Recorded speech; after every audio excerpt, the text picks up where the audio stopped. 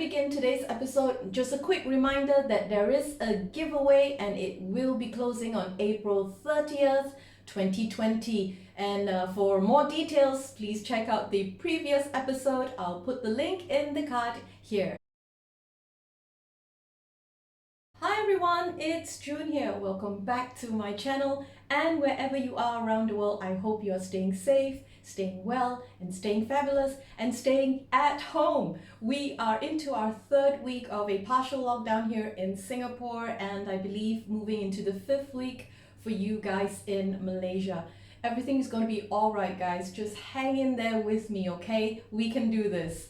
And to bring some literary cheer into our lives, I'm happy to present a very talented author who will be doing a reading for us, as well as a great offer coming from our friends at Ethos Books. So let's get rolling!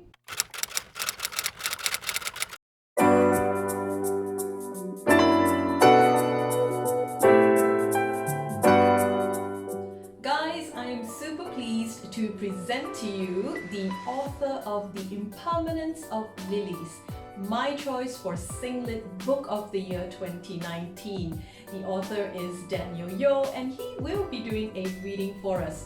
Now, I've talked about this book in an earlier episode. If you have not seen it, you can check it out later by clicking on the card above. And in the meantime, here's Daniel.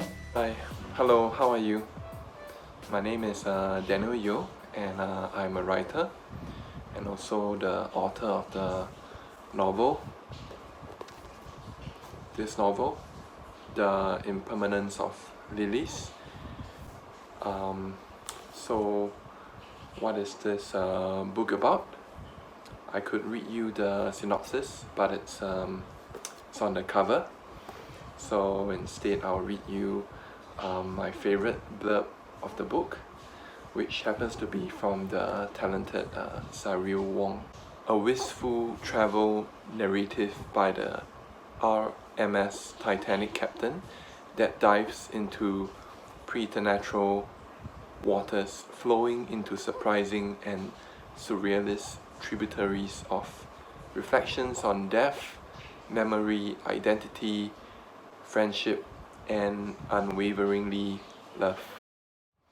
So that's the book. When I approached Daniel to do a reading for me on my channel, he was very kind and he promptly agreed. Now, when the clips arrived, I had a look at them and I thought to myself, this person is very thoughtful and deliberate with his words. I kind of feel that, that's kind of reflected in his writing as well, and his choice for the passage that he will be reading for us today.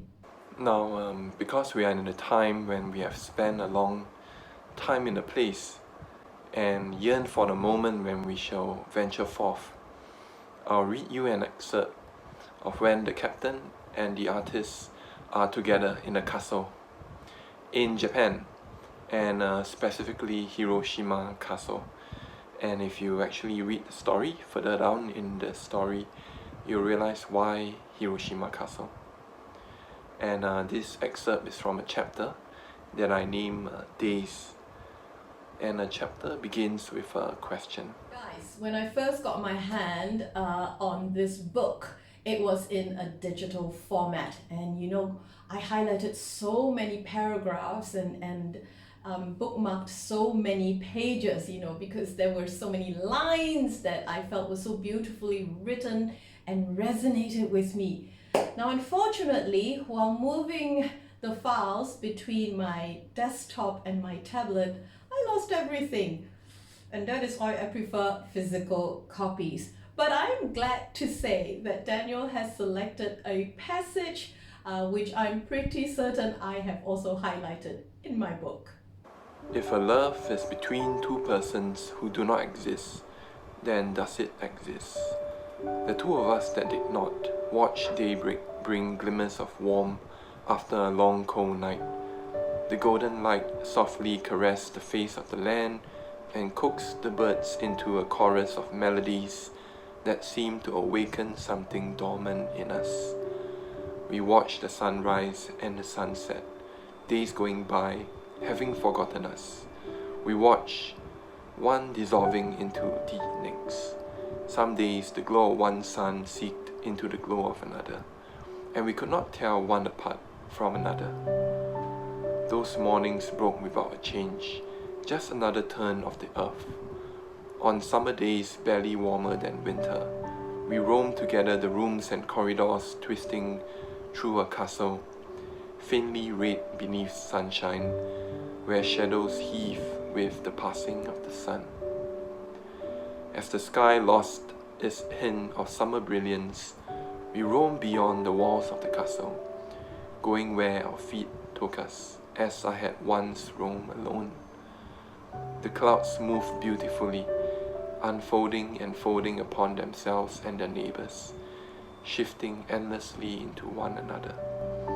Their soft edges molded the sun, and ageless mountains changed by the minute as the dappled sunshine brushed across their slopes.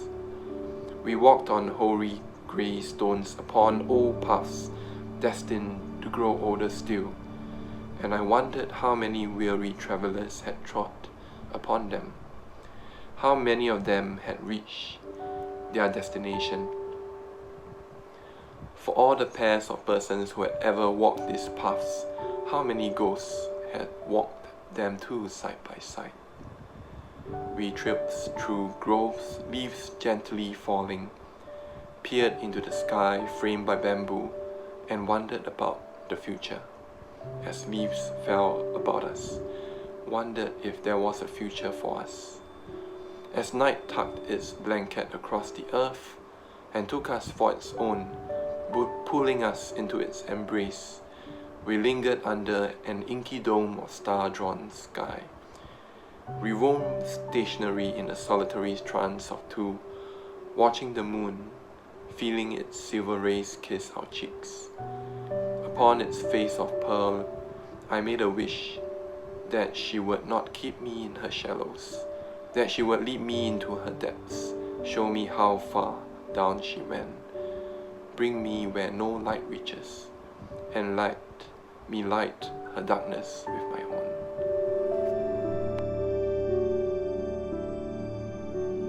Who writes like this? This guy does. When I read something I like, I start talking to myself. I know, a little bit weird, but true. And those were my exact words when I first started reading this.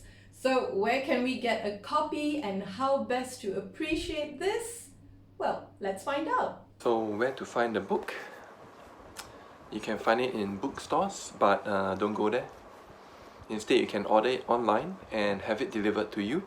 Just Google Lilies and Ethos. For this period, my publisher Ethos Books is giving away the ebook version together with the hard copy. So when you order the book, you can start to read it immediately as well. So how to read it?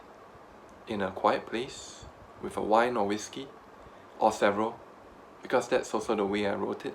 I need to find out what wine and whiskey he's drinking because I want to be able to write like this.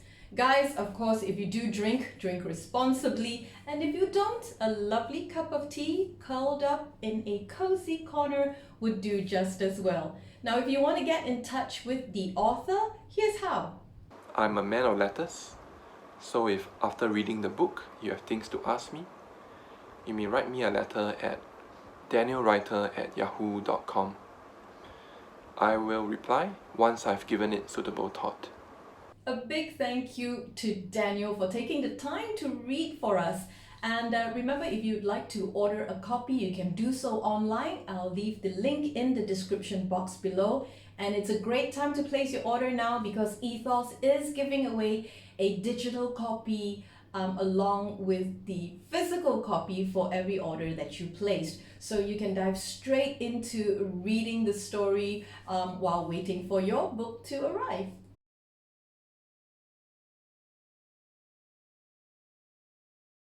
While you're here, please give this video a like. Do share it. I would appreciate that so much.